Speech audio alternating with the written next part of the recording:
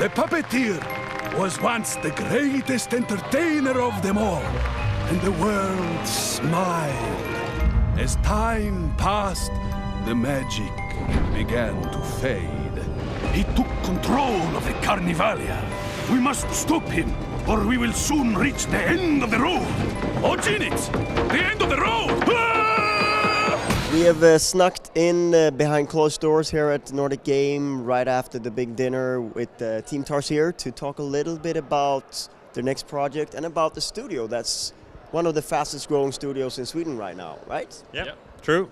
True, we got a prize. It was called the Gazelle Award for fastest growing company within Blekinge, where the studio was situated. And right now we have 2 studios, one in Blekinge and one in Malmö. So how's that working out, the sort of growing pains? It's a challenge, obviously, it's a challenge. We try to grow from within the middle to have a large support for the creative body of people.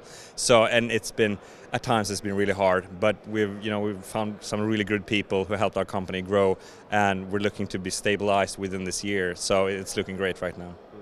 And Little Big Planet, because everyone's associated Little Big Planet with Media Molecule, but it's really been a driver for your growth as well, because you've been involved ever since the first game, right?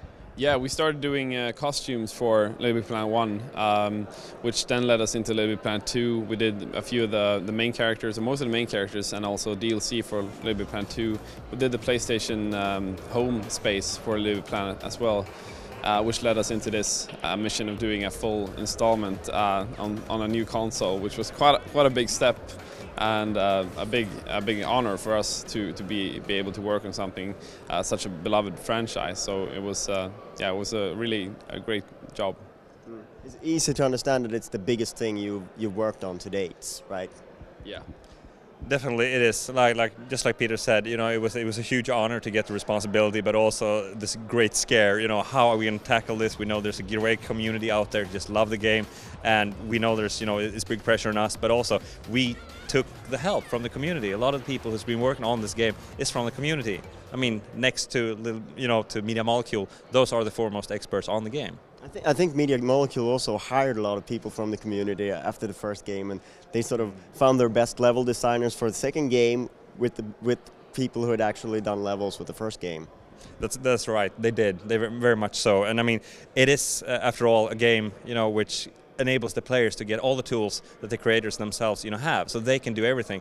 Our biggest mission is not to make the best levels, but rather to inspire the community to go forth and conquer and make the coolest levels they can do. Yeah, I mean, one of the things that we've really been looking at for this game is that we looked at create mode, what it was in Little Big Planet 2, and we've taken all of the tools that were in Little Big Planet 2 and we've polished them, we've improved them, we've added new ones, and we made them Vita compatible. So everything now has the Vita focus, where the interface is both the traditional one that you can expect with dual analog sticks and all that, but it's also with the touch and back touch and tilt and everything.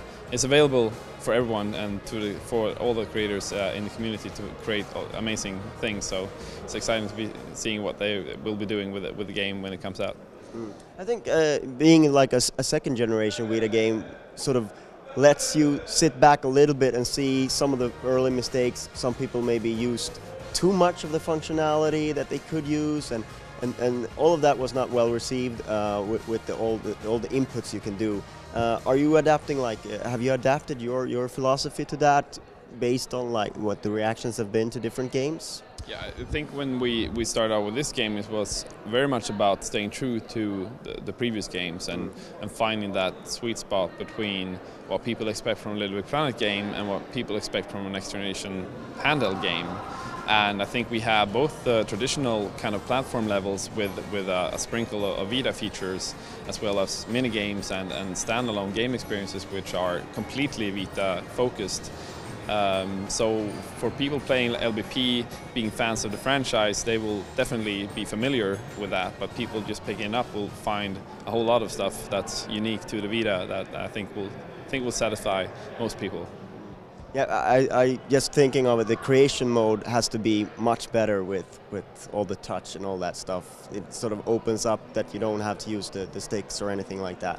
No, I mean, now you have basically we brought everything over. So this is not a cut down version. Basically, this is a new, full console version, but on a handheld. And now you can bring it on, on the bus. You can create on the bus and you can play with people anywhere. So, I mean, for us, looking at LVP 1, going to LVP 2, there was a lot of new tools, new gadgets, etc. For us, that was, to bring in the touch, the back touch, and the tilt. And, it was a very natural step for us. Yeah, and for create mode, one of the things that we really try to do is to find that combination of the physical inputs and the dual analog sticks and the touch screen, and not having that as two different inputs and not two separate ways of doing it. It's totally synchronous now. When you create, you use the analog sticks for perhaps more precise things, and when you want to draw geometry, you can just use your finger to draw out the shape, and then you can tweak it with the sticks. And it's very much a symbiosis between those two inputs. So I think that works out really well, and people familiar with Create Mode will find a lot of improvements and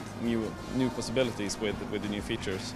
I know that this question, when I meet up with Tarsier, I have to ask the question, because a few years back we saw a game that sort of never made it out. So what's the status of the City of Metronome, and what's going on with that? Is it still something you want to create in the future?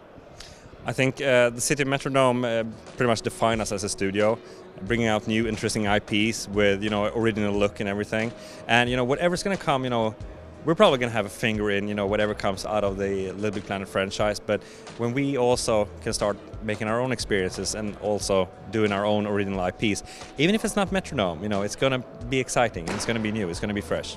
So one of the things about Metronome, as we've been looking at it in the last few years, is that when the company started out, it was very much about creating the City of Metronome, and during the years, instead, the company became Metronome. So the vision behind the game kind of became the creative vision behind the company, and all the things we've done since then, everything has a bit of that soul, a bit of that vision in it, and you will see a part of that in Little Big Planet as well. So we definitely have put our own touch, our own sprinkle of Tarsier even in this Little Big Planet game. So people waiting for Metronome should definitely also have a look at this and see some of that legacy come to life.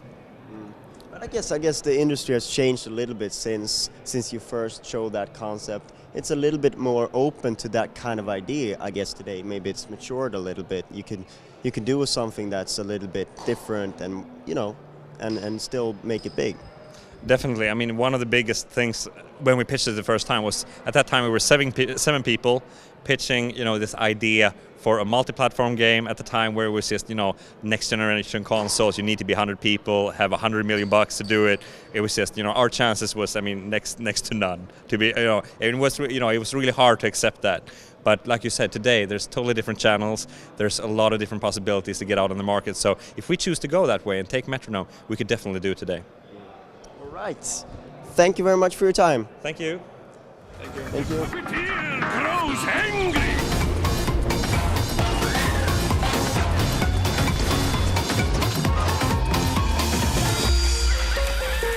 We have to stop. You don't understand.